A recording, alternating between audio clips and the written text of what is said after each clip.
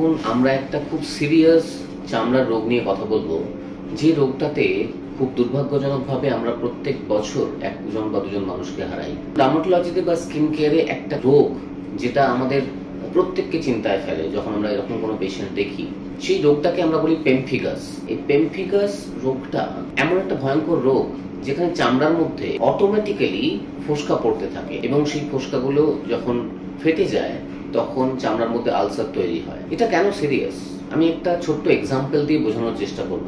একজন burn patient যখন কেউ পুড়ে গেছে, সেই বার্ন পেশেন্ট আমরা দেখি প্রায় যে বার্ন পেশেন্ট বাঁচানো যায় না। যখনই 50%-এর উপরে বডি সারফেস বার্ন হয়ে যাচ্ছে তখন সেই পেশেন্টগুলোকে বাঁচানো খুব ডিফিকাল্ট হয়ে যায়। কেন? তার তো হার্ট ঠিক আছে, কিডনি ঠিক আছে, লিভার ঠিক আছে, ব্রেন ঠিক আছে, স্ট্রোক হয়নি, হার্ট অ্যাটাক হয়নি, তাহলে মারা যান কেন? তার কারণ হলো বডির চামড়া তাদের লস হয়ে যায়, তাদের স্কিন ফেলিয়ার হয়। তার মানে ভেবে দেখুন চামড়া কতটা গুরুত্বপূর্ণ অর্গান। এটা আমাদের সব থেকে বড় অর্গান। সারা শরীরে যদি অর্গানগুলোকে ওজন করি, চামড়ার ওজন সব থেকে বেশি এবং এটার কাজও খুব ভাইটাল।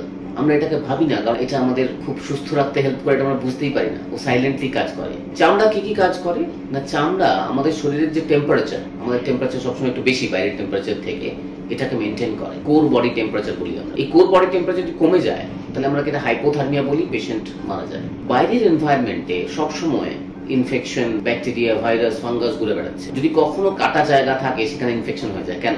বিকজ বাইরের এনভায়রনমেন্টে সবসময় রয়েছে। তো যদি চামড়া চলে যায় তাহলে ওই ইনফেকশন গুলো সঙ্গে সঙ্গে শরীরে ঢুকে যাবে এবং ব্লাডের মধ্যে চলে যাবে এবং ইনফেকশন থেকে সেপসিস হয়ে মানুষ মারা যায়।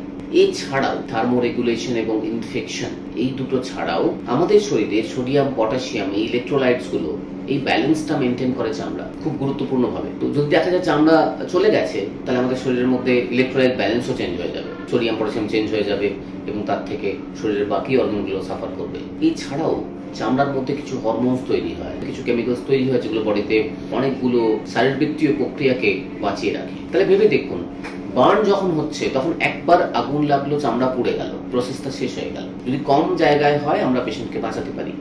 কিন্তু পেমফিগাস বলে যে রোগটা বলছি, এই রোগটাতে অটোমেটিক্যালি শরীরের ভেতরের ইমিউনিটি চামড়াকে চিনতে পারে না এবং চামড়াকে পুড়িয়ে ফেলে ভেতর থেকে। বারবার ফোসকা পড়তে থাকে এবং এটা কন্টিনিউয়াসলি শরীরের ভেতরে চলতে থাকে। যখন শরীরের 50 ভাগের ওপর অংশ ফোসকা পড়ে নষ্ট হয়ে যায় তখন আমরা খুব এটাকে সিরিয়াস ভাবে নিই এবং অনেক ক্ষেত্রেই এটা পেশেন্টকে সার্ভাইভ করানো, বাঁচানো ডিফিকাল্ট হয়ে যায়। কারণ আমাদের কাছে যখন পেশেন্ট আসেন তখন অলরেডি অনেক লেট হয়ে গেছে।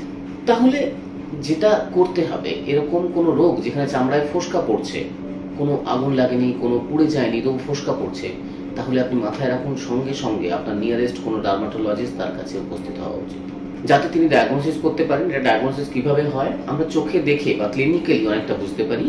এর সাথেও একটা চামড়ার টেস্ট লাগে, ওটাকে আমরা চামড়ার বায়োপসি বলি। ছোট্ট একটা চামড়ার টুকরো 3-4 মিলিমিটার সাইজের ছোট্ট একটা টুকরো নিয়ে আমরা ল্যাবে পাঠাই। এছাড়াও ডাইরেক্ট ইমিউনোফ্লোরেসেন্স বলে একটা টেস্ট এর সাথে করতে হয়। এই দুটো টেস্ট একসঙ্গে আমরা এই পেমফিগাস রোগটাকে বা এই ধরনের অটোমেটিক ফোসকা পড়ার যে রোগগুলো সেগুলোকে ধরতে পারি। এগুলো ধরার পর এর অনেক ভালো ট্রিটমেন্ট এখন বেরিয়ে গেছে। জানেন তো, আপনারা স্টেরয়েড নিয়ে ভয় পান, কিন্তু স্টেরয়েড আসার আগে এই রোগে কাউকেই বাঁচানো যেত না অলমোস্ট। স্টেরয়েড আসার পরে এই রোগে আমরা প্রায় অনেককেই বাঁচিয়ে ফেলতে পারি, কারণ এই রোগে স্টেরয়েড যখন আমরা দিই তখন বডির ইমিউনিটির সঙ্গে যে আমরা ঝামেলাটা রয়েছে সেটা অনেকাংশে কমিয়ে রাখা যায়। তো এই রোগের প্রধান ট্রিটমেন্ট স্টেরয়েড বহুদিন থেকে ছিল।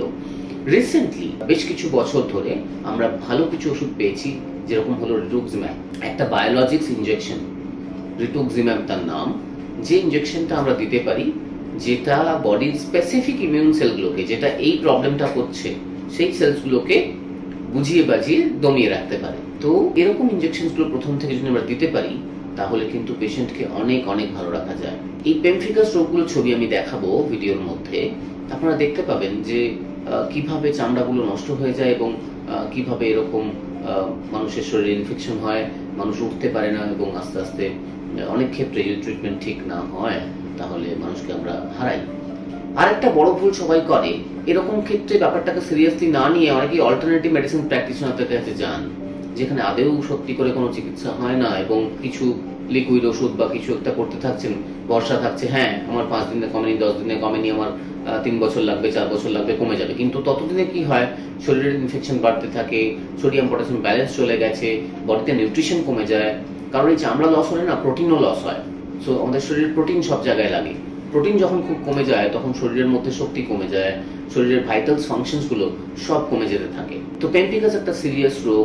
এরকম যদি কোনো ডাক্তারবাবু আপনাকে কখনো বলেছেন যে আপনার পেমফিকাস আছে, তাহলে এটা নিয়ে কিন্তু আর সময় নষ্ট করবেন না। এটা নিয়ে প্রপার ট্রিটমেন্ট জরুরি। আমাদের ম্যাক্সিমাম ক্ষেত্রে পেশেন্টকে অ্যাডমিট করে নিতে হয়। অ্যাডমিশনে রেখে সব টেস্ট করে পেশেন্টের অবস্থা বুঝে সেইভাবে আমাদের ট্রিটমেন্ট করতে হয়। নমস্কার।